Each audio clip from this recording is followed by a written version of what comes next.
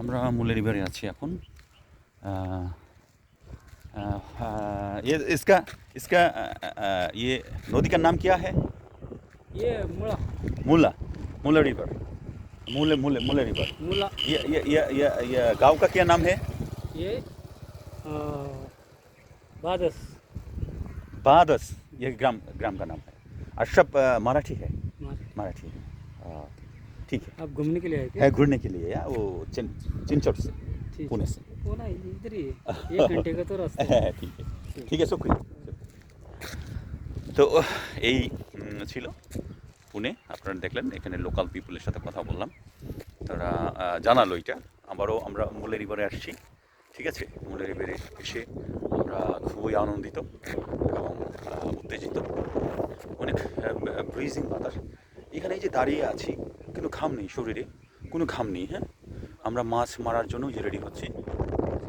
ওইখানে তারা মাছ মারার জন্য রেডি হচ্ছে। ওইখানে আমাদের পোলট্রি এইখানে পুনে শহরে আমাদের শ্রদ্ধেয় দাদা বৌদিও আসছে, তার দুজন সন্তান আছে এখানে, তারাও আসছে। তো আশা করি আপনাদের ভালো লাগবে এই মুলে রিভারে।